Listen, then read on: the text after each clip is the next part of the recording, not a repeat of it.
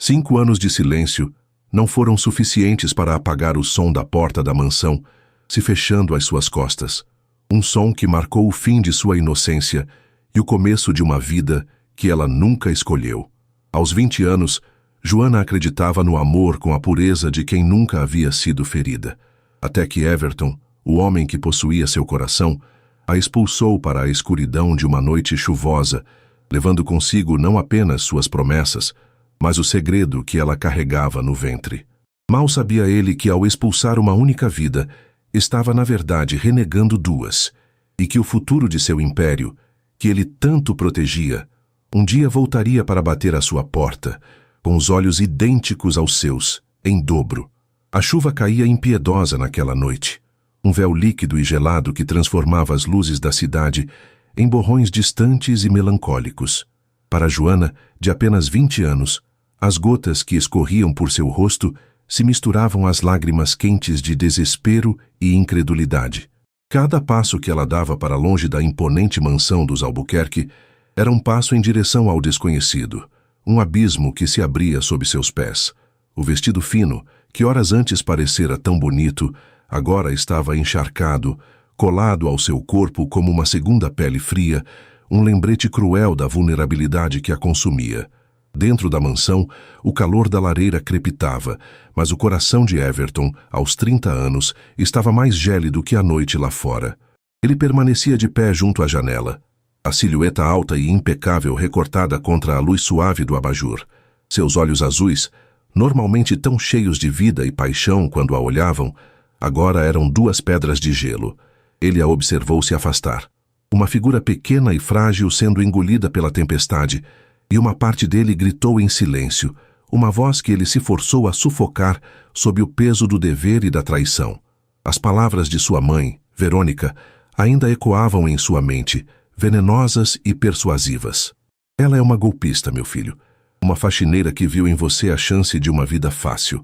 Essa história de amor é uma farsa, uma armadilha para arrancar o nosso dinheiro.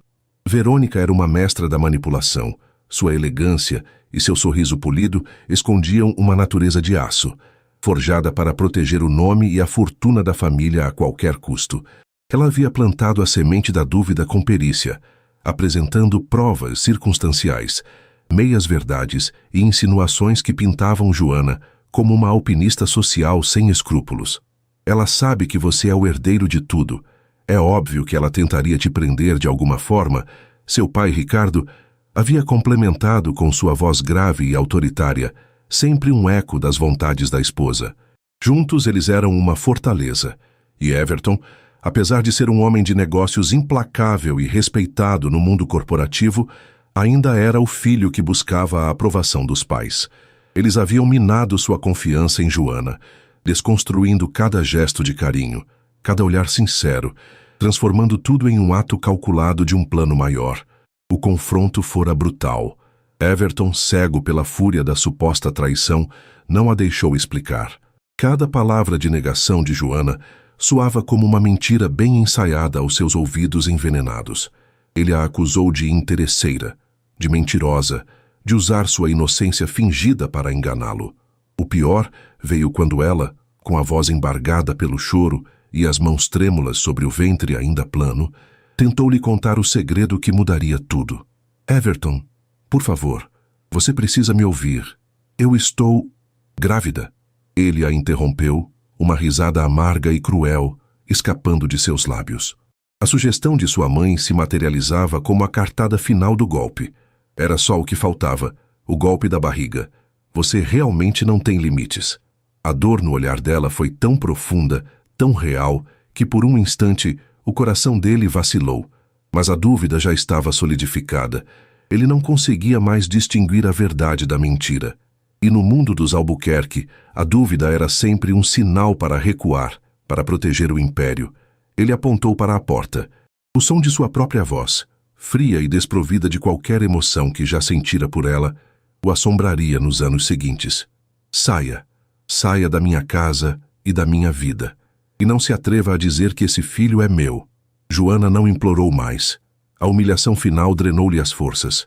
O amor puro que sentia por ele se estilhaçou em 1 milhão de pedaços, e no lugar dele nasceu uma ferida que ela sabia que jamais cicatrizaria por completo. Com a dignidade que lhe restava, ela deu as costas e caminhou para a porta, para a chuva, para a escuridão. O som da fechadura se fechando foi a sentença final, um eco metálico que selou seu destino e o dele. 5 anos depois, o sol da manhã entrava suavemente pela janela da cozinha de uma pequena casa de paredes coloridas e jardim florido no interior, a centenas de quilômetros da metrópole cinzenta onde a mansão dos Albuquerque se erguia. O aroma de café fresco e bolo de fubá pairava no ar, uma fragrância de lar, de segurança, de amor. Joana, agora com 25 anos, movia-se com a graça e a eficiência de quem conhece cada centímetro daquele espaço.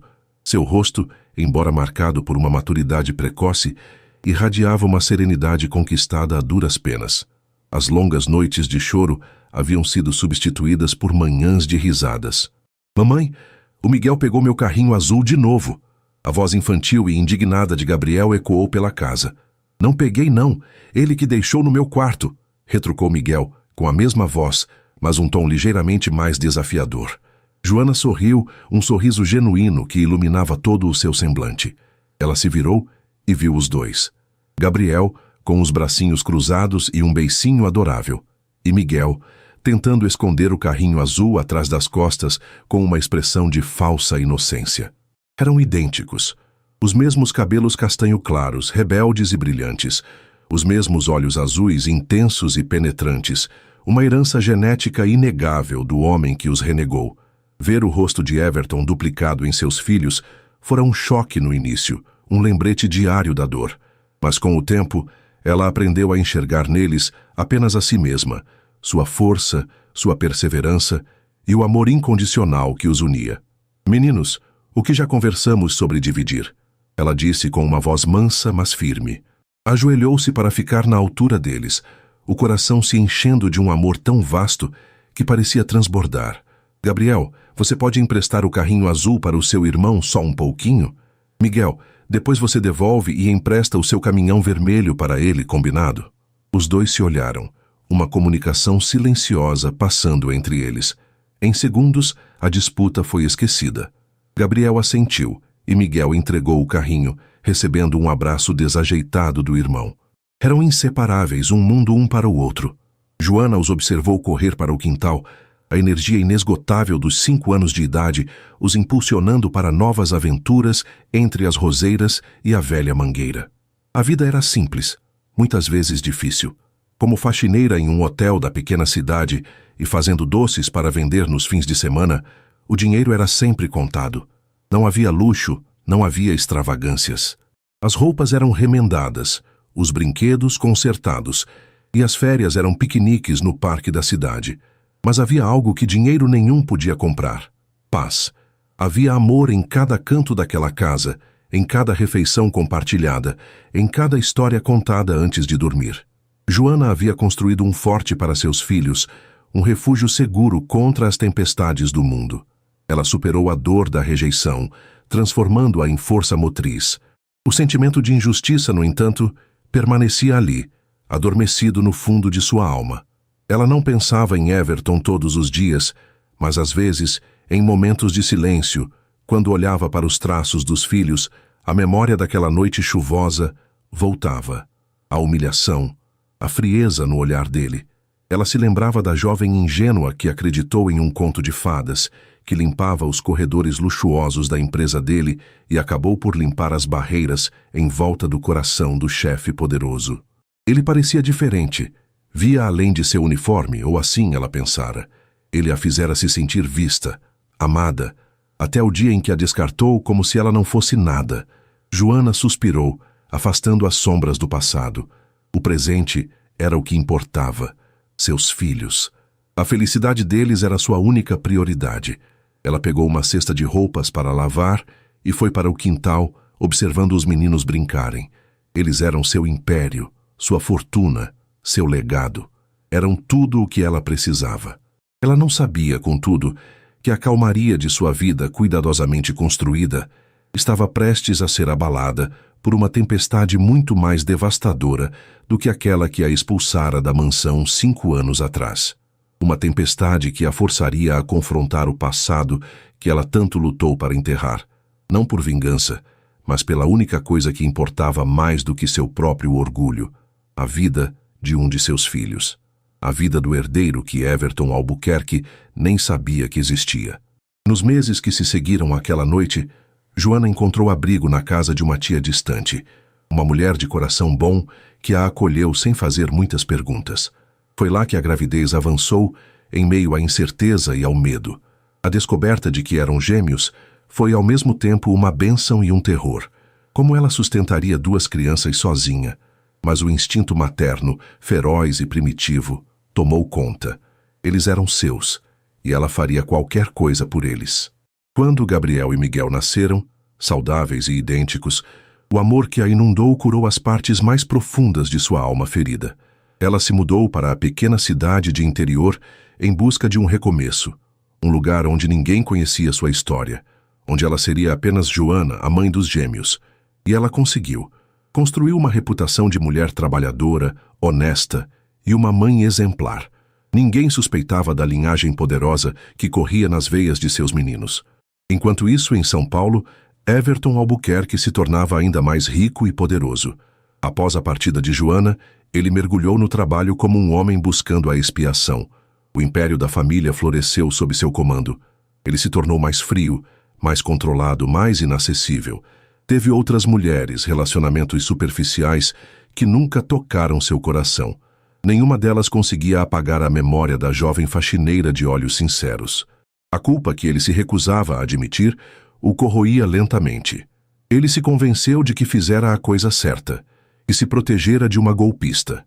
Mas nas noites solitárias, na vastidão de sua mansão silenciosa, a imagem dela, grávida e desamparada na chuva, o assaltava.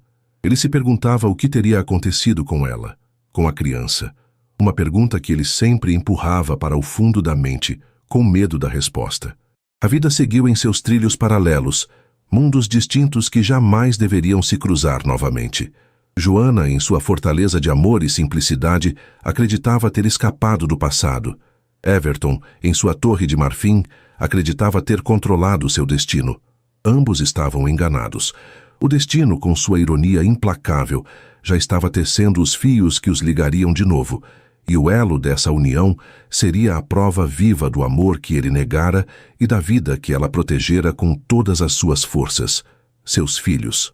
A paz de Joana estava com os dias contados, e a muralha de gelo ao redor do coração de Everton estava prestes a ser posta à prova de uma forma que ele jamais poderia imaginar. A injustiça do passado estava prestes a colidir com a força inabalável do presente, e nada seria como antes. A vida na pequena casa de Joana seguia seu ritmo sereno, ditado pelo nascer do sol e pelo som das risadas de seus filhos. Os dias eram uma tapeçaria tecida com fios de rotina e afeto. O café da manhã apressado, a caminhada até a escolinha, o trabalho exaustivo no hotel e o reencontro no fim da tarde, o melhor momento do dia, quando 2 pares de bracinhos a envolviam e todas as preocupações do mundo pareciam se dissolver. A felicidade de Joana era um mosaico feito de pequenos momentos. A forma como Miguel franzia o nariz quando se concentrava em um desenho, o jeito que Gabriel abraçava o irmão para consolá-lo após um joelho ralado, as histórias que inventavam juntos, deitados na grama do quintal olhando as nuvens. Mas a calmaria, por mais sólida que pareça, pode ser perturbada pelo mais suave dos ventos. E o vento começou a soprar de forma quase imperceptível. Começou com um cansaço em Gabriel que não era normal para uma criança de 5 anos. Ele, que sempre fora uma fonte inesgotável de energia, passou a pedir colo com mais frequência, a preferir ficar sentado desenhando a correr atrás da bola com Miguel. No início, Joana atribuiu a fase de crescimento a um resfriado que não se manifestava. Mães se preocupam, era o que ela dizia a si mesma. Preocupação era parte do ofício. Contudo, os sinais se tornaram mais insistentes. Manchas arroxeadas começaram a aparecer em suas perninhas. Hematomas que não eram resultado de nenhuma queda ou batida. Uma palidez teimosa se instalou em seu rosto, roubando a cor saudável de suas bochechas. A febre baixa e persistente se tornou uma visitante noturna. deixando-o suado e inquieto em seus lençóis. O coração de Joana começou a se apertar com um medo frio e desconhecido. O sussurro de que algo estava errado se transformou em um zumbido constante em seus ouvidos. A primeira visita ao posto de saúde da cidadezinha resultou em um diagnóstico de anemia e uma receita de vitaminas. Dê a ele bastante suco de laranja e feijão, mãezinha. Crianças são assim mesmo, disse o médico, com uma benevolência que não a tranquilizou. Joana seguiu as instruções à risca, mas Gabriel não melhorava. Pelo contrário, parecia mais fraco a cada dia. Miguel, sentindo a mudança no irmão, também se tornou mais quieto, como se a energia de um dependesse diretamente da do outro. Ele o seguia pela casa, oferecendo seus brinquedos favoritos, tentando em vão tentá-lo a brincar. A angústia de Joana cresceu, transformando-se em uma garra que apertava seu peito. Ela esgotou suas economias para levá-lo a um pediatra particular em uma cidade vizinha. Foram dias de exames de sangue, de esperas angustiantes em corredores de hospital com cheiro de antisséptico, de noites mal dormidas, com a imagem do rostinho pálido de Gabriel gravada em sua mente. O médico, um homem de semblante sério, olhou para os resultados e seu rosto se tornou uma máscara de compaixão profissional. As palavras que ele usou eram técnicas, complexas, mas o significado era brutalmente claro. Os exames do Gabriel são preocupantes, Joana. Eu suspeito de algo mais sério do que uma simples anemia. Ele precisa ser visto por um especialista, um hematologista pediátrico. E para isso, vocês precisarão ir para a capital. É urgente. Urgente. A palavra ricocheteou dentro de Joana, estilhaçando a fina camada de esperança que ela ainda mantinha. A capital, São Paulo, o lugar que ela havia fugido, o covil do homem que a destruíra. Um pânico avassalador a invadiu, mas ela o empurrou para o fundo. Gabriel era a única coisa que importava.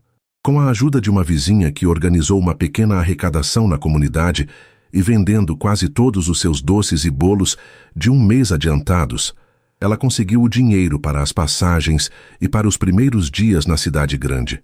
Deixou Miguel com sua tia-avó, a mesma que a acolhera grávida, prometendo voltar logo. A despedida dos gêmeos foi a cena mais dolorosa que já vivera. Miguel chorou, agarrado à perna do irmão, sem entender por que não podia ir junto. Gabriel, fraco demais para protestar, apenas olhou para o irmão com seus grandes olhos azuis, uma tristeza profunda e adulta nublando sua expressão infantil. «Cuida do nosso forte, Miguel», ele sussurrou, e o coração de Joana se partiu em 1000 pedaços. Na capital, o mundo era um monstro de concreto e ruído, um contraste violento com a paz de sua vida no interior. O hospital infantil era um universo à parte, um lugar onde a dor e a esperança caminhavam lado a lado. Ali, em meio a tantos outros pais com o mesmo olhar de medo, Joana se sentiu terrivelmente sozinha. Gabriel foi submetido a uma nova bateria de exames, mais invasivos, mais assustadores. Joana segurava sua mãozinha durante cada agulhada, cantando as canções de ninar que ele amava, tentando ser a rocha que ele precisava, enquanto por dentro ela se desfazia em areia. O diagnóstico final veio em uma sala pequena e branca, pelas mãos da doutora. Helena, uma mulher de cabelos grisalhos e um olhar que transmitia tanto conhecimento quanto empatia. Ela foi direta, mas gentil. Joana, o Gabriel tem uma forma rara e agressiva de leucemia, aplasia de medula, para ser mais exato. A medula óssea dele não está produzindo as células sanguíneas como deveria. O chão desapareceu sob os pés de Joana. As palavras ecoavam, mas não faziam sentido. Leucemia. Câncer. Era uma sentença. Ela olhou para Gabriel, que dormia em seu colo, exausto. Tão pequeno, tão inocente. Como o mundo podia ser tão cruel? Tem tratamento? Ela conseguiu perguntar, a voz um fio trêmulo. Sim, disse a doutora Helena, e um pingo de luz surgiu na escuridão. O tratamento envolve quimioterapia para preparar o corpo dele, seguido de um transplante de medula óssea. É a melhor chance dele. Na verdade, é a única chance. Transplante. A palavra soava complexa, cara. E como conseguimos essa medula? Primeiro, testamos os familiares mais próximos. Um irmão, especialmente um gêmeo idêntico, É geralmente o doador ideal. A esperança voltou a florescer no peito de Joana. Miguel. Claro, eles eram idênticos, eram uma só alma em dois corpos. Ele tem um irmão gêmeo idêntico, doutora. O Miguel. Ele pode doar? O rosto da médica se suavizou com um otimismo cauteloso. Isso é excelente. A probabilidade de compatibilidade é altíssima. Precisamos trazê-lo para fazer os testes. Joana moveu céus e terras para trazer Miguel para a capital. O reencontro dos irmãos foi um bálsamo para a alma de todos. Mesmo no ambiente estéril do hospital, a energia deles juntos parecia criar uma bolha de normalidade. Miguel passou pelos exames com a coragem de um pequeno guerreiro, dizendo que daria um pedacinho dele para o Gabi sarar logo. A espera pelos resultados dos testes de compatibilidade foi uma tortura. Joana rezou para todas as forças em que acreditava e nas que nem sabia que existia. A resposta, no entanto, foi outro golpe devastador. Em um capricho cruel da genética, embora fossem idênticos em aparência, havia uma incompatibilidade em um marcador genético crucial que tornava a doação de Miguel arriscada. Além disso, o procedimento para extrair a medula de uma criança tão pequena também apresentava seus próprios perigos. A doutora Helena explicou a situação com o cuidado de quem pisa em cacos de vidro.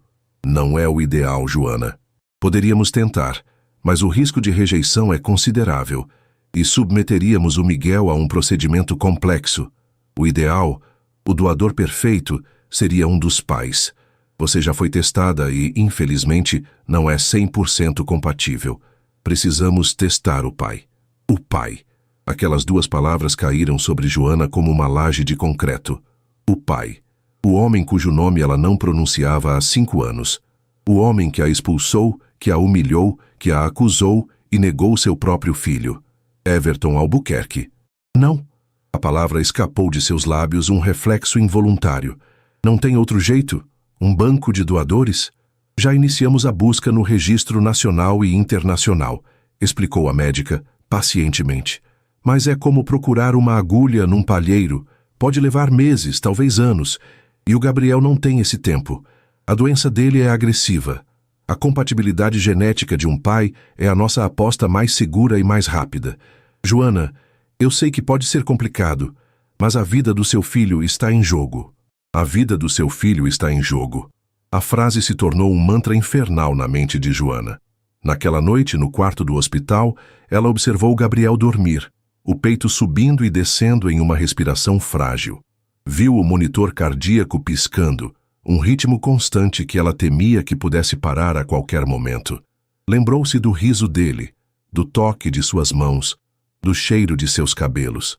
Lembrou-se de sua promessa silenciosa, feita no dia em que ele nasceu, de que ela sempre o protegeria, de que moveria montanhas por ele.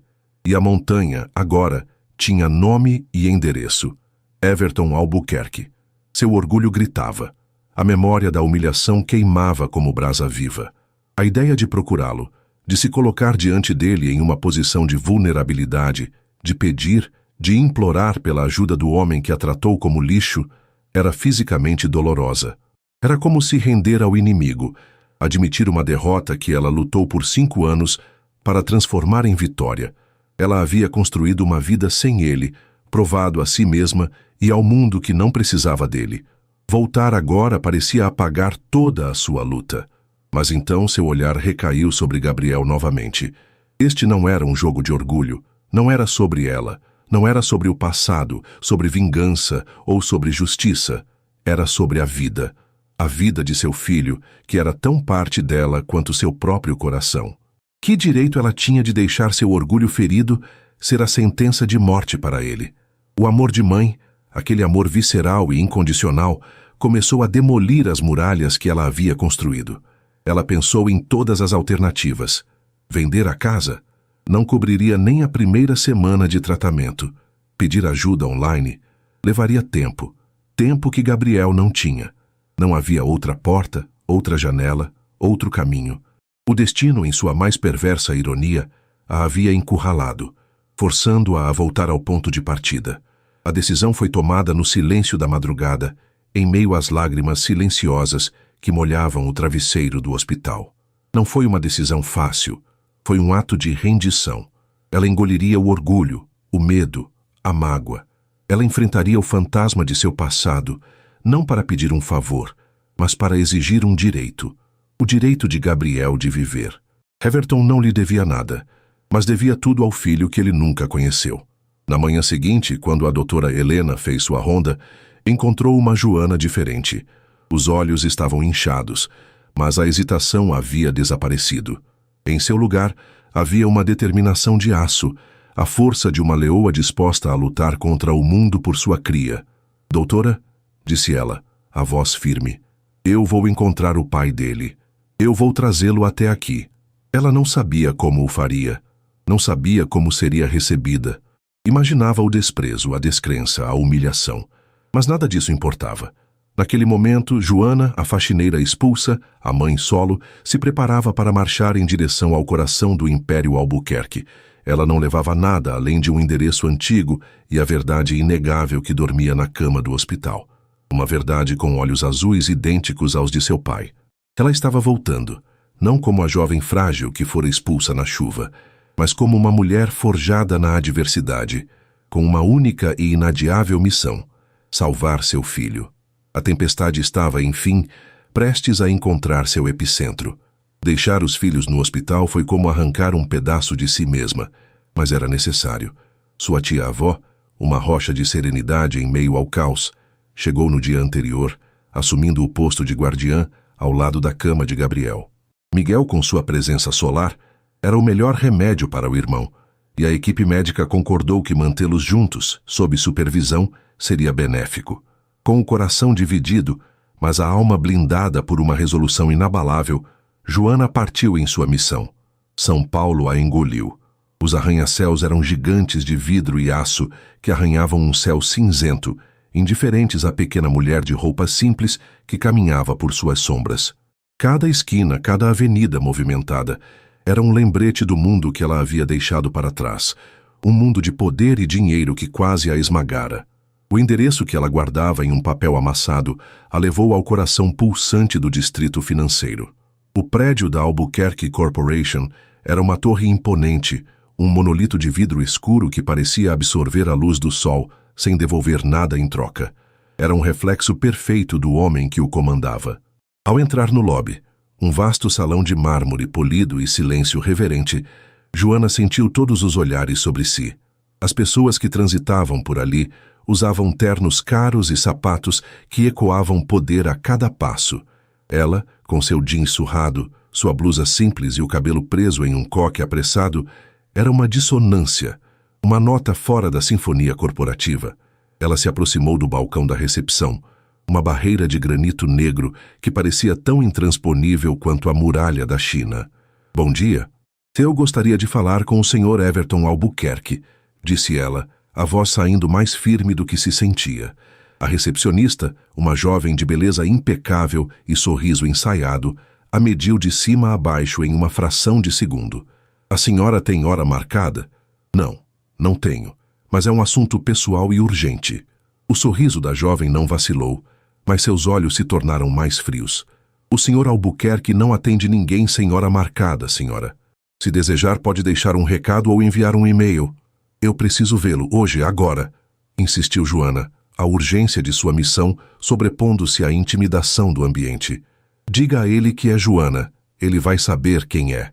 A recepcionista trocou um olhar sutil com um segurança de terno escuro parado perto dos elevadores.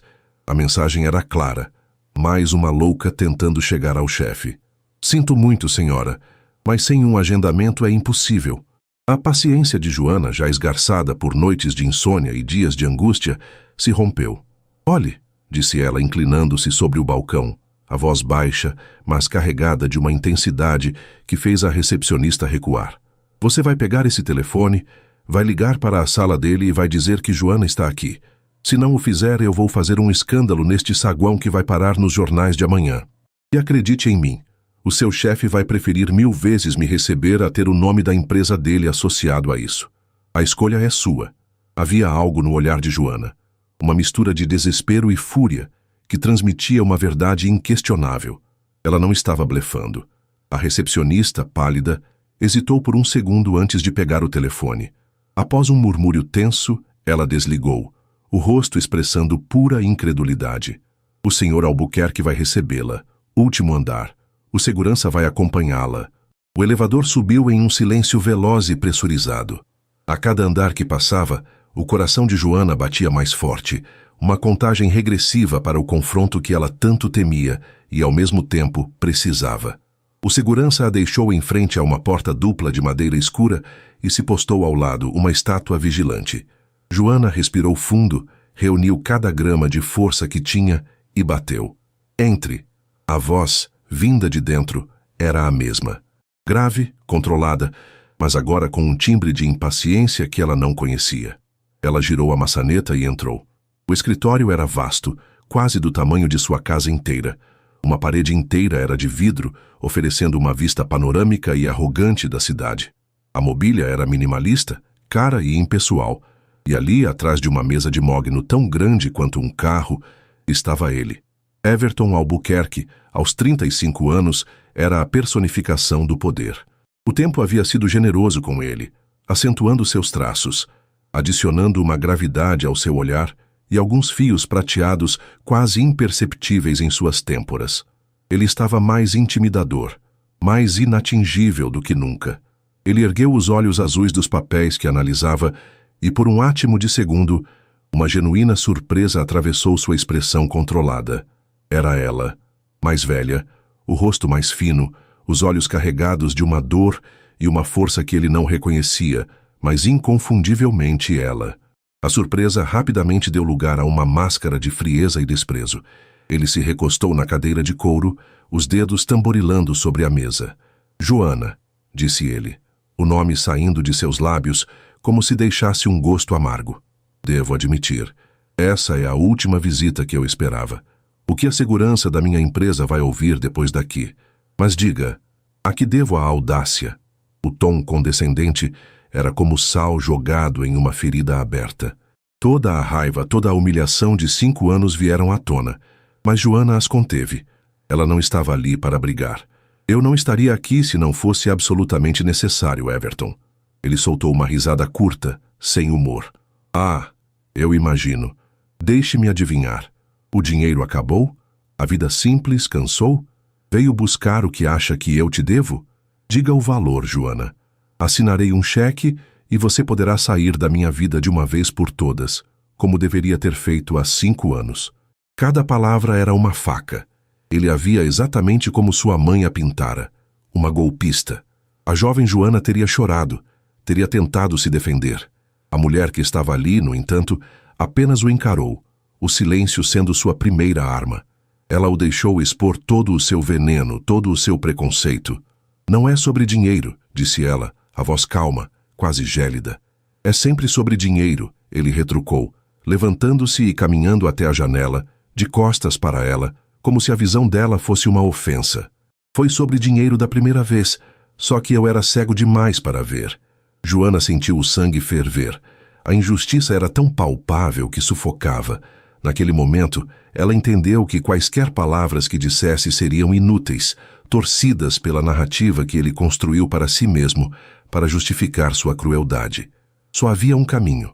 Só havia uma verdade. Você está certo, disse ela, a frase o pegando de surpresa. Ele se virou lentamente, uma sobrancelha arqueada. É sobre algo que o seu dinheiro pode comprar. É a única razão pela qual eu me humilharia de vir até aqui. Ele deu um sorriso de canto, um sorriso de vitória. Finalmente estamos sendo honestos. Diga o que você quer. Em vez de responder, Joana pegou o celular de sua bolsa simples. Suas mãos tremiam levemente, mas ela as firmou. Com 2 toques, ela abriu a galeria de fotos. Não escolheu uma foto posada. Escolheu um pequeno vídeo gravado na semana anterior, antes da febre piorar. No vídeo, Gabriel e Miguel estavam no quintal, rindo enquanto tentavam dar banho no cachorro da vizinha. Estavam sujos de lama, encharcados e absolutamente idênticos. 2 meninos de 5 anos, com cabelos castanhos rebeldes e os mesmos, inconfundíveis, olhos azuis de Everton. Ela caminhou até a mesa dele e, sem dizer uma palavra, colocou o celular sobre a madeira polida, virado para ele. Everton olhou para a tela, a expressão de enfado ainda no rosto. E então, ele congelou. O sorriso presunçoso se desfez, substituído por uma confusão atordoada. Ele viu um menino. Depois, o outro menino entrou no quadro. Gêmeos. Ele franziu a testa, o cérebro tentando processar a informação. Olhou para o rosto das crianças, para os olhos. Aqueles olhos. Eram como se olhar em um espelho que refletia sua própria infância.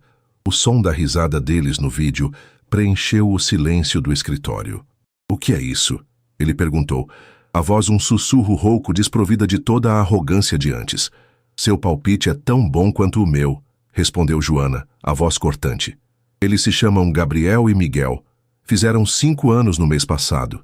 Everton se inclinou, pegando o celular como se fosse um artefato frágil e perigoso. Ele deu zoom no rosto de um, depois do outro. A negação inicial lutava desesperadamente contra a evidência esmagadora. Era impossível. Era uma armadilha, uma montagem. Mas a risada, os gestos, a forma como o cabelo caía sobre a testa, era tudo tão visceralmente familiar. A linha do tempo se encaixou em sua mente com a precisão de uma guilhotina. 5 anos. O poder no ambiente começou a se deslocar. O ar ficou rarefeito. O trono de gelo de Everton Albuquerque começou a derreter, expondo o homem atônito por baixo. "Não, não pode ser", ele murmurou, mais para si mesmo do que para ela. Ele ergueu os olhos para Joana, e pela primeira vez ela não viu desprezo, mas um turbilhão de choque, pânico e uma pergunta aterrorizada. E foi então que Joana desferiu o golpe final. Não com raiva, mas com a calma devastadora da verdade. "Um deles está morrendo, Everton", disse ela. "Gabriel, ele tem leucemia. Os médicos dizem que a única chance dele é um transplante de medula óssea. E o doador ideal, a única combinação perfeita e segura, é o pai."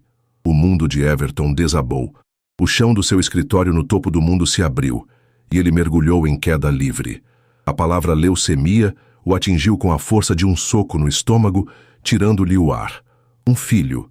Não, 2. E um deles estava doente, morrendo. Um filho que ele nunca soube que existia. Um filho que era uma cópia sua, precisava dele para viver. O poder não apenas se inverteu, ele foi aniquilado. Naquele instante, Everton Albuquerque não era um bilionário. Não era o CEO de um império. Era apenas um homem confrontado com a consequência mais monumental de suas ações. Todo o seu dinheiro, toda a sua influência, todos os seus advogados não podiam reescrever o passado nem curar uma criança. Apenas ele podia. Seu corpo, seu sangue, seu DNA. O futuro de seu império, a continuação de seu nome, que ele tanto protegera ao expulsá-la, agora dependia inteiramente da mulher que ele havia jogado na chuva. A mulher que estava parada à sua frente, não mais como a faxineira assustada, mas como a guardiã de sua única chance de redenção, sua única esperança. Ele afundou na cadeira, o celular ainda na mão, a imagem dos 2 meninos rindo congelada na tela. Seus ombros normalmente retos e imponentes caíram. Ele olhou para Joana, o rosto uma máscara de horror e súplica. A arrogância se foi, o desprezo se foi. Em seu lugar, havia apenas a mais pura e aterrorizante vulnerabilidade. O jogo havia virado de forma tão completa e brutal que o silêncio que se seguiu no escritório era o som de um universo inteiro se realinhando. E no centro desse novo universo estava Joana, segurando nas mãos o destino de todos eles. O silêncio no topo do mundo era ensurdecedor. Everton permaneceu paralisado, o celular de Joana esquecido em sua mão, a imagem congelada dos seus filhos rindo em uma tela pequena que continha um universo inteiro do qual ele fora banido. A realidade o atingiu em ondas, cada uma mais violenta que a anterior. Pai, gêmeos, leucemia. As palavras giravam em sua mente, desmantelando a estrutura ordenada de sua vida. A armadura de frieza e controle, forjada ao longo de 5 anos de negação e culpa enterrada, se dissolveu, revelando o homem em pânico por baixo. Ele se levantou de um salto, o movimento brusco e desajeitado, a antítese de sua habitual elegância calculada. Seus olhos, agora despidos de toda a arrogância, buscaram os de Joana numa súplica crua. "Onde ele está? Qual hospital?" A voz dele era um fio, rouca de choque. Me leve até ele, agora. Sua primeira reação foi tomar o controle, como sempre fazia. Era o CEO, o homem que resolvia problemas, que movia montanhas com um telefonema. Mas a montanha, desta vez, era emocional, e Joana era a única que conhecia o caminho. Ela não se moveu. Permaneceu parada, a postura ereta. Uma ilha de calma em meio ao furacão que ela mesma criara. Não é tão simples, disse ela, a voz firme, cortando a névoa de pânico dele. Você não vai simplesmente aparecer lá, Everton. Eles não te conhecem. Gabriel está fraco, assustado. A última coisa que ele precisa é de um estranho invadindo o único espaço seguro que ele tem. Mas eu não sou um estranho. Eu sou o pai dele. Ele retrucou, o desespero tingindo suas palavras. A ironia da frase pareceu pairar no ar entre eles. Você é o pai biológico, corrigiu Joana, a voz precisa como um bisturi. Você perdeu o direito de ser pai há 5 anos, naquela noite, naquela chuva. Se vamos fazer isso, será nos meus termos. Everton a encarou, a urgência lutando contra a compreensão que começava a despontar. Ela estava certa. Ele não tinha direitos ali. Tinha apenas uma obrigação, uma dívida de vida. Ele assentiu, um gesto de rendição. O poder havia de fato mudado de mãos. Quais termos? Eu faço qualquer coisa, qualquer coisa. Primeiro, você virá comigo ao hospital. Vai esperar do lado de fora do quarto. A médica precisa te ver, colher seu sangue para os testes de compatibilidade imediatamente. Depois e só depois, se você for compatível, eu vou preparar o Gabriel. Vou contar a ele, do meu jeito, que encontramos um amigo especial que pode ajudá-lo a ficar bom. Você será apresentado aos poucos, sem pressão, sem dramas. E o outro? Ele perguntou, o nome ainda estranho em seus lábios. Miguel? Miguel não sai do lado do irmão. O que se aplica a um, se aplica ao outro, ela decretou. E a regra mais importante, Everton, sua família fica longe. Longe de mim, longe dos meus filhos. Se eu vir sua mãe a menos de 1 quilômetro do hospital, eu juro que desapareço com eles e você nunca mais nos encontrará. Você entende? A ameaça era real, e o medo que ela provocou no peito de Everton foi mais forte do que qualquer ameaça de negócio que já enfrentara. Ele pensou em Verônica, em sua teia de manipulação. Pela primeira vez, viu-a não como uma mãe protetora, mas como a arquiteta de sua maior perda. Eles não saberão. Ninguém saberá. Isso é entre você e eu. Eu te dou a minha palavra. Joana o estudou por um longo momento, procurando qualquer vestígio de falsidade. Viu apenas um homem quebrado. Sua palavra não vale muito para mim, mas pela vida do meu filho eu vou ter que aceitar. A ida para o hospital foi surreal. Everton, no banco de trás de seu carro de luxo com o motorista, parecia um prisioneiro a caminho de sua sentença. Joana, ao seu lado, mantinha uma distância calculada, o silêncio entre eles pesado com 5 anos de palavras não ditas. Ao chegarem, a visão do hospital infantil, com suas paredes coloridas, tentando mascarar a dor, pareceu abalar Everton ainda mais. Enquanto ele era levado por uma enfermeira para a coleta de sangue, Joana entrou no quarto. A cena que a recebeu apertou seu coração. Gabriel dormia, a pele translúcida contra os lençóis brancos. Miguel estava sentado em uma pequena cadeira ao lado da cama, segurando a mão do irmão, os ombros pequenos curvados em um gesto de proteção. Ele ergueu os olhos quando Joana entrou. O Gabi dormiu de novo, mamãe. Ele está muito cansado hoje. Eu sei, meu amor, disse ela, beijando o topo de sua cabeça. Mas eu acho que encontrei uma ajuda para ele. Quando Everton, guiado pela doutora Helena, parou do lado de fora do quarto, olhando através do vidro da porta, seu mundo parou de girar. Vê-los em um vídeo era uma coisa. Vê-los ali, em carne e osso, era outra. Eram reais. Eram seus. A semelhança era tão avassaladora que lhe tirou o fôlego. Gabriel, mesmo pálido e doente, era seu espelho. E Miguel, vibrante e alerta, era a imagem de sua própria vitalidade perdida. Um amor feroz, primitivo e completamente inesperado o inundou. Um sentimento tão poderoso que o fez cambalear. Era uma dor e um bálsamo ao mesmo tempo. A culpa o esmagou. Como pôde? Como pôde ter jogado fora um tesouro como aquele? Ele observou Joana conversar com Miguel, a ternura em seus gestos, a suavidade em sua voz. Viu a força que a mantinha de pé, a mãe incrível que ela se tornara sozinha. Tudo o que ele perdeu, Todos os primeiros passos, as primeiras palavras, os aniversários. O peso daquela perda o atingiu com força total. E o medo, um medo gelado e paralisante, de que ele também pudesse perder o futuro. Os resultados dos testes de compatibilidade saíram em tempo recorde, acelerados pela influência e pelo dinheiro de Everton. Como a médica previra, ele era 100% compatível, um doador perfeito. A notícia trouxe um alívio imenso, mas também solidificou a nova realidade. A vida dele e a de Joana estavam, a partir daquele momento, irrevogavelmente entrelaçadas. Foi naquela noite, em uma sala de espera estéril do hospital, que o homem de negócios ressurgiu, mas com um novo propósito. Ele olhou para Joana, que cochilava em uma cadeira desconfortável, o rosto marcado pela exaustão. Ele sabia que apenas pagar as contas não era suficiente. Aquilo não o redimiria. Não o tornaria o pai que ele desesperadamente de repente queria ser. Joana, ele disse suavemente. Ela despertou, os olhos imediatamente alertas. O que foi? Eu estive pensando, começou ele, a voz controlada, mas a urgência era palpável. O tratamento do Gabriel será longo, a recuperação mais ainda. Ele precisará de um ambiente limpo, controlado, com acesso imediato aos melhores cuidados. O hospital oferece isso, ela respondeu desconfiada. Sim, mas não é um lar. E vocês não podem continuar vivendo naquela cidadezinha. É muito longe. Você não pode continuar trabalhando como faxineira e cuidando dele ao mesmo tempo. Isso não é sustentável. Eu dou um jeito, eu sempre dei. Você não precisa mais, disse ele, a voz carregada de uma emoção que a surpreendeu. Eu quero propor um acordo, um contrato, se preferir. Ele se inclinou para a frente, os olhos azuis fixos nos dela. Eu vou cobrir tudo. O melhor tratamento que o dinheiro pode comprar, os melhores especialistas do mundo, se for preciso.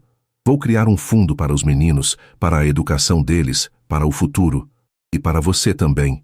Você nunca mais precisará se preocupar com dinheiro na vida. Joana o encarou, o ceticismo gravado em seu rosto.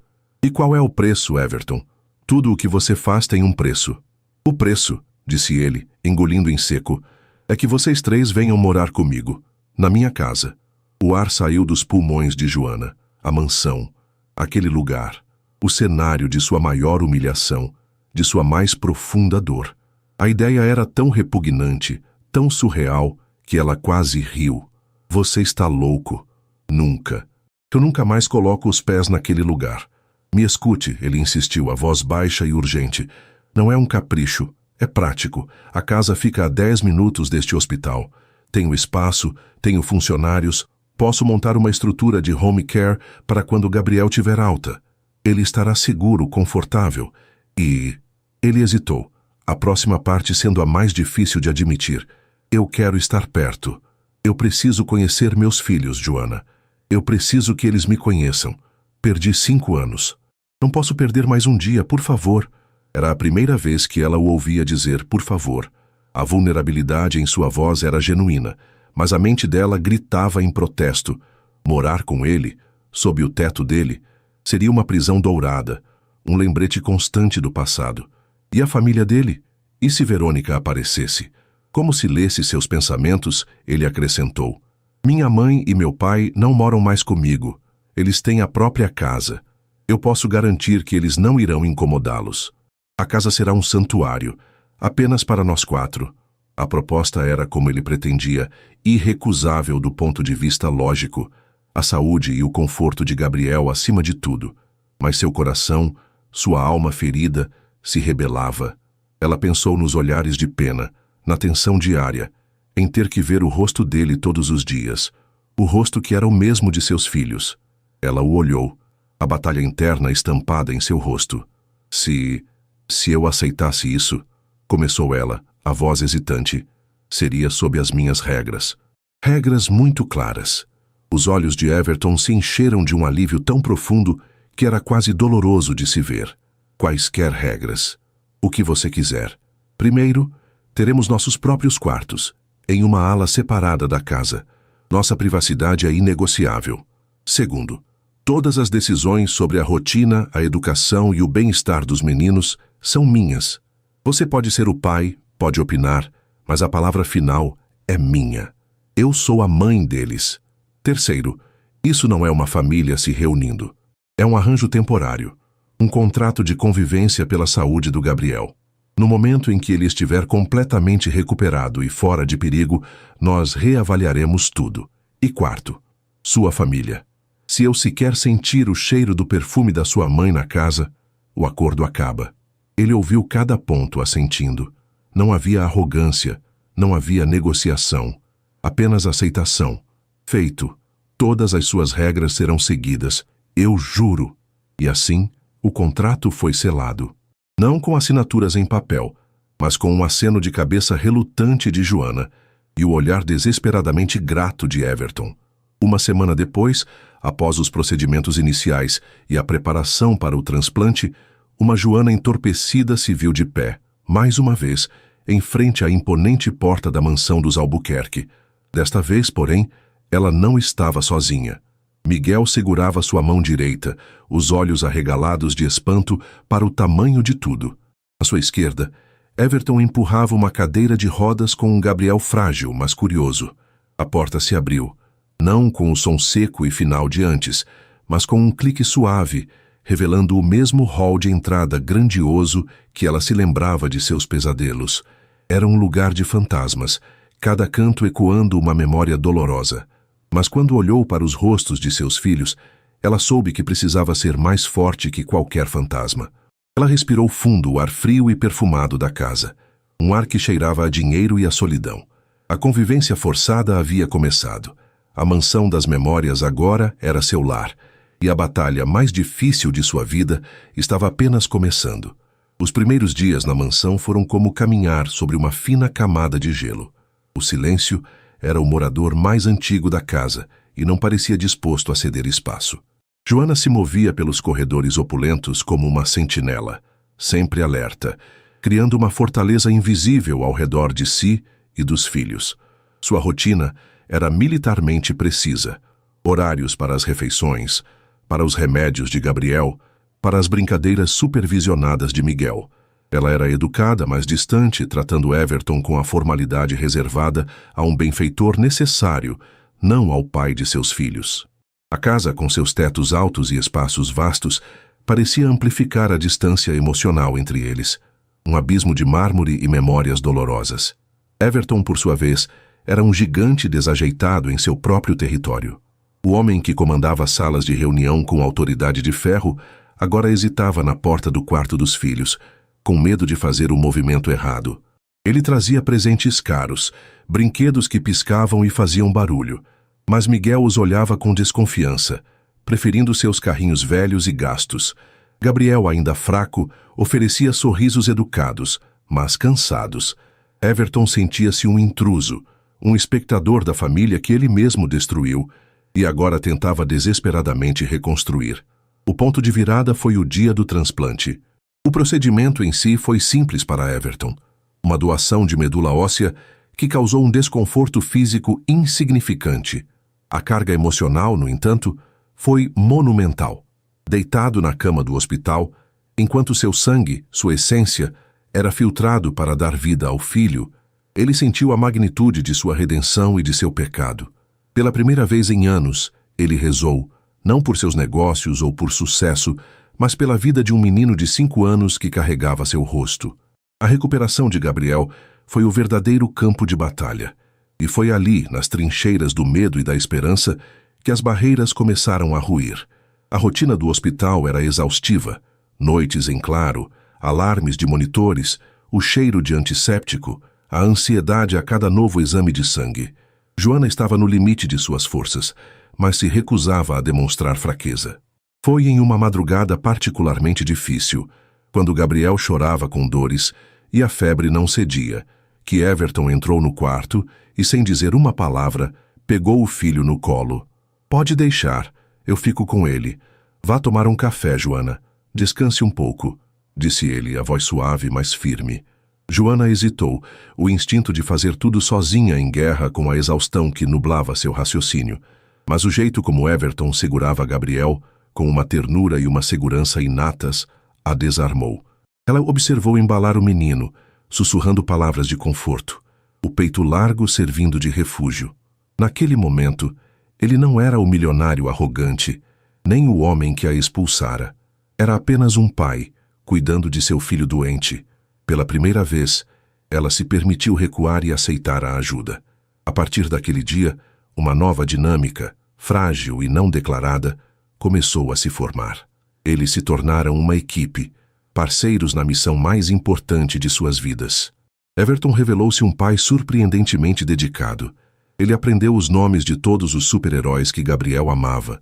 Passou horas montando complexos conjuntos de Lego que Miguel adorava e descobriu que a melhor forma de acalmar Gabriel era ler para ele com sua voz grave e tranquila. Ele não tentava comprar o afeto dos meninos. Ele o conquistava, com paciência, com presença, com tempo. Miguel, o pequeno guardião de seu irmão e de sua mãe, foi o mais difícil de ceder. Ele via Everton como a causa da tristeza de sua mãe e da doença de seu irmão. Mas até mesmo seu coraçãozinho leal começou a amolecer quando, após uma sessão de fisioterapia particularmente dolorosa para Gabriel, ele viu Everton no jardim, socando um saco de pancadas com lágrimas silenciosas escorrendo pelo rosto. A vulnerabilidade do homem que parecia ter tudo o quebrou. Naquela noite, pela primeira vez, Miguel se aproximou de Everton na sala e perguntou: "Você pode ler uma história pra gente também?" Foi uma pequena bandeira branca, mas para Everton pareceu uma vitória em uma guerra mundial. Joana observava tudo isso de uma distância segura, o coração um emaranhado de emoções contraditórias. A raiva que a alimentara por 5 anos começou a parecer pesada e inútil. Ela via o arrependimento genuíno nos olhos dele, a forma como ele olhava para os meninos, como se eles fossem o próprio sol. Começou a ver vislumbres do homem pelo qual se apaixonara anos atrás, o homem por trás da fachada de poder, que era capaz de gentileza e de um amor profundo. As conversas deles, antes estritamente funcionais, começaram a se aprofundar. Numa noite, enquanto dividiam uma caneca de chá na cozinha silenciosa da mansão, após os meninos finalmente dormirem, Joana o confrontou. "Por que, Everton? Por que você acreditou neles? Por que não confiou em mim?" Ele não se defendeu. Não deu desculpas. Apenas a encarou, a dor de sua falha exposta em seu rosto. "Porque eu fui um covarde", disse ele, a confissão saindo com dificuldade. "Fui criado para proteger o nome, o império. Fui ensinado a desconfiar, a ver segundas intenções em tudo. Eles me mostraram provas, falaram o que eu, no fundo do meu coração inseguro, temia ouvir. Que eu não era amado por quem eu era, mas pelo que eu tinha. E em vez de lutar por você, eu cedi. Foi o maior erro da minha vida, Joana. Um erro que quase custou a vida do meu filho. A honestidade brutal a atingiu mais do que qualquer pedido de desculpas ensaiado. Ali, naquela cozinha, as últimas muralhas de Joana desmoronaram. Ela não o perdoou completamente. A cicatriz era profunda demais, mas ela começou a entender. O romance ressurgiu não como uma chama avassaladora, mas como o calor suave de brasas redescobertas. Aconteceu em pequenos momentos. Um toque de mãos quando ambos foram pegar o termômetro ao mesmo tempo. O sorriso que compartilharam quando Miguel, finalmente, chamou Everton de pai. A noite em que Gabriel teve alta do hospital, e ao chegarem em casa, exaustos e felizes, Everton envolveu Joana em um abraço espontâneo, um gesto de puro alívio e gratidão que durou um pouco mais do que o necessário. Naquela noite, depois de colocar os meninos na cama, ele a encontrou na varanda olhando para o jardim iluminado. "Obrigado, Joana", disse ele parando ao seu lado. "Pelo quê? Eu só cuidei do meu filho. Por ter me dado uma segunda chance. Não com você, mas com eles. Por ter me permitido ser pai." Ela se virou para ele, o luar suavizando seus traços. "Você provou que merecia." O espaço entre eles diminuiu. A atração uma força magnética, mais madura e poderosa do que antes. Não era mais a paixão ingênua de uma jovem faxineira e seu chefe. Era a conexão de 2 sobreviventes de uma guerra, unidos por um amor incondicional por seus filhos. Quando ele se inclinou e a beijou, foi um beijo suave, hesitante, carregado de 5 anos de dor, mas também de uma nova e frágil esperança. Parecia um começo. Contudo, enquanto essa delicada flor do amor voltava a desabrochar na mansão, as raízes da antiga ameaça se fortaleciam na escuridão. Verônica Albuquerque não era uma mulher que aceitava ser deixada de lado. A súbita reclusão de Everton, suas desculpas vagas para não comparecer a jantares de família e eventos sociais e os imensos saques de suas contas pessoais para o hospital infantil despertaram sua suspeita. Ela não era mãe de um dos homens mais poderosos do país por acaso. Ela era uma estrategista e sentia que seu controle sobre o filho estava escorrendo por entre seus dedos. Contratou um investigador particular, um homem discreto e eficiente que já havia feito serviços para a família no passado. Em menos de uma semana, o relatório estava em sua mesa. Fotografias, certidões de nascimento, prontuários médicos, a verdade em toda a sua glória chocante e inaceitável. Ela olhou para as fotos de Joana entrando na mansão, para as imagens de 2 meninos idênticos brincando no jardim. Meninos com os inconfundíveis olhos azuis dos Albuquerque. O choque inicial deu lugar a uma fúria fria e calculista. A golpista, a faxineira. Ela não apenas havia voltado, como havia vencido, havia se infiltrado na vida de seu filho, na sua casa, e trouxera com ela 2 bastardos para reivindicar a fortuna da família. Ela convocou o marido, Ricardo, um homem que, apesar de sua postura autoritária, sempre fora o executor das vontades de Verônica. Ele reagiu com a mesma repulsa. Isso é um desastre, um escândalo esperando para acontecer, ele rosnou, andando de um lado para o outro em sua biblioteca suntuosa. Everton perdeu o juízo. Ele não perdeu o juízo, Ricardo. Ele foi manipulado, disse Verônica, a voz calma, mas letal. Essa mulher usou a criança doente, uma arma cruel e eficaz, para conseguir o que sempre quis, entrar nesta família. Mas isso não vai acontecer. Não enquanto eu estiver viva. Seu plano começou a se formar, não com a impetuosidade da raiva, mas com a precisão de um cirurgião. Confrontar Everton diretamente seria um erro. Ele estava emocionalmente envolvido, cego pela culpa e por esse súbito instinto paternal. Ela precisava minar a base, desacreditar a inimiga. Naquela mesma noite em que Joana e Everton compartilhavam seu primeiro beijo de reconciliação na varanda, sentindo que talvez, apenas talvez, pudessem ter um futuro juntos, Verônica fazia um telefonema. Doutor Monteiro, disse ela ao advogado da família, um homem conhecido por sua criatividade moral e sua lealdade inabalável aos Albuquerque. Preciso de seus serviços. Temos uma situação familiar delicada. Envolve uma jovem de caráter duvidoso e 2 crianças. Quero que você comece a preparar um caso de custódia. Preciso que prove de todas as formas possíveis que ela é uma mãe negligente e instável, uma ameaça ao bem-estar dos meus netos. A palavra netos saiu de sua boca com o gosto de veneno. Ela desligou o telefone, um sorriso fino e cruel em seus lábios. Da primeira vez, ela afastou Joana da vida de Everton. Desta vez, ela faria mais. Ela a apagaria da vida de seus próprios filhos. A guerra não havia acabado. A batalha final estava apenas começando. A mansão, antes um mausoléu de memórias dolorosas, começou a respirar. O som que preenchia seus corredores não era mais o do silêncio, mas o eco das risadas de 2 crianças. Gabriel, com as bochechas corando de saúde a cada dia, recuperava suas forças de forma surpreendente. O transplante fora um sucesso. A medula óssea de Everton, um presente de vida, florescia dentro do corpo do filho, reconstruindo-o célula por célula. A felicidade que se instalou na casa era de uma espécie frágil e preciosa, como a primeira flor depois de um inverno rigoroso. Joana e Everton navegavam nesta nova realidade com um cuidado terno. A paixão entre eles reacendia, mas de forma diferente. Era um fogo brando e constante, aquecido pelo respeito mútuo e pela admiração.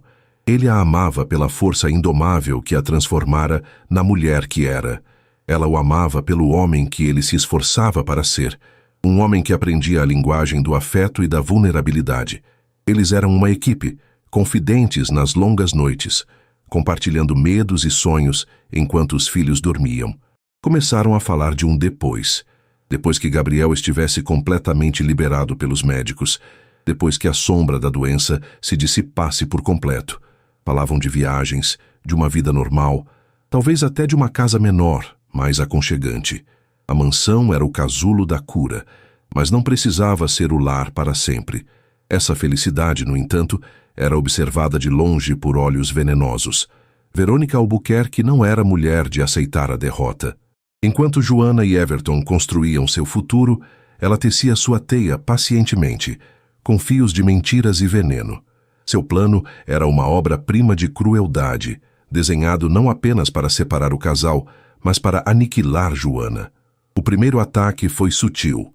Um relatório financeiro anônimo apareceu na mesa de Everton, detalhando supostas transferências de fundos para uma conta recém-aberta em nome de Joana.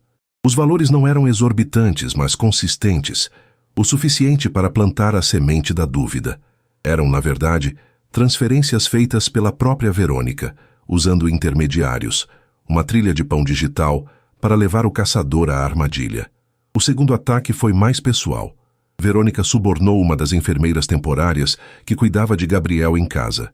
A enfermeira instruída começou a deixar anotações descuidadas em um diário, que ela sabia que seria encontrado. Nelas relatava uma Joana ansiosa e questionadora, que por vezes parecia confusa com os horários dos medicamentos. Eram mentiras habilmente disfarçadas de preocupação profissional. O golpe final foi o mais audacioso. Verônica contratou um ator, um homem charmoso e de boa aparência, para se aproximar de Joana. Ele a encontrou na praça perto do hospital, durante uma das raras tardes em que ela saía para tomar um ar enquanto Everton ficava com os meninos. Ele se apresentou como pai de uma criança também em tratamento, criando um laço de empatia instantâneo. Ele a ouviu, ofereceu um ombro amigo e, com uma câmera escondida, gravou a conversa. Editada de forma maliciosa, a conversa fazia parecer que Joana se queixava de Everton, que admitia estar ali apenas pela segurança dos filhos e que, assim que pudesse, garantiria seu futuro financeiro e se afastaria dele. Com seu arsenal de provas montado, Verônica e Ricardo marcaram a confrontação. Chegaram à mansão sem avisar, em uma noite de domingo, encontrando a cena que mais desprezavam. Everton no chão da sala, brincando de montar um castelo de blocos com Miguel, enquanto Joana lia uma história para Gabriel no sofá. Por um instante, pareceu o retrato de uma família feliz. Para Verônica, era a imagem da profanação de seu legado. Everton, precisamos ter uma conversa séria, a sós, disse ela, a voz gélida quebrando a atmosfera calorosa da sala. Joana sentiu um arrepio. Levantou-se protetora. O que vocês estão fazendo aqui? Não se dirija a mim, garota. Verônica cuspiu, o desprezo evidente. Isso é um assunto de família. A Joana é a minha família, disse Everton, levantando-se. A frieza em sua voz espelhava a de sua mãe. Ele olhou para Joana. Leve os meninos para cima, por favor. A confiança em seu olhar era tudo o que ela precisava. Quando Joana e as crianças saíram, o confronto começou. Verônica e Ricardo despejaram a sua verdade sobre a mesa. O relatório financeiro, as anotações da enfermeira, o vídeo editado. Apresentaram tudo como uma intervenção amorosa, uma tentativa de salvar o filho de uma armadilha bem elaborada. Nós te avisamos, meu filho, disse Verônica, o tom uma mistura de falsa compaixão e triunfo. Ela é uma atriz. Usou a doença da criança para te fisgar de vez. Ela está te roubando. Está planejando te deixar. Ela é um perigo para os nossos netos. Ricardo complementou, a voz grave e autoritária. Já falamos com o Dr. Monteiro. Temos um caso sólido para provar que ela é uma mãe instável. Podemos pedir a custódia. Os meninos ficarão conosco onde estarão seguros, onde pertencem. Eles esperavam a explosão de fúria de Everton. Esperavam a dúvida, a confusão. Esperavam que o antigo medo de ser enganado viesse à tona. Mas o homem à sua frente não era o mesmo de 5 anos atrás. Aquele homem era um menino assustado, buscando a aprovação dos pais. Este era um pai, forjado no fogo da culpa e redimido pelo amor. Everton ouviu tudo em um silêncio mortal. Ele não olhou para as provas. Seus olhos estavam fixos em seus pais, mas ele não os via. Via a cena de 5 anos atrás se repetindo, a mesma manipulação, a mesma crueldade. Mas desta vez, a névoa havia se dissipado. Ele via o padrão, via o veneno. E a única coisa que sentiu não foi dúvida, mas uma fúria gelada e uma clareza absoluta. Quando eles terminaram, ele riu. Uma risada curta, amarga e desprovida de qualquer humor que os assustou. Vocês realmente acharam, começou ele, a voz perigosamente calma, que eu cairia nisso de novo? Vocês realmente me acham tão estúpido? Ele se aproximou da mãe. Você fala de amor, de proteger a família. Você quase me fez cúmplice da morte do seu próprio neto. Você me tirou 5 anos da vida dos meus filhos, anos que eu nunca vou recuperar. E agora, você ousa vir à minha casa, a casa onde eles finalmente estão seguros e felizes, e tenta destruir a mãe deles, a mulher mais forte e corajosa que eu já conheci? Ele se virou para o pai. E você, que sempre a apoiou em tudo. Vocês não queriam me proteger, vocês queriam me controlar. O império, o nome, o dinheiro. É só isso que importa para vocês. Everton pegou o tablet com o vídeo e, sem sequer olhar, o jogou contra a parede da lareira, onde ele se estilhaçou. Eu não preciso ver isso, porque eu confio nela. A minha confiança em Joana é a única coisa que me salvou de ser um monstro como vocês.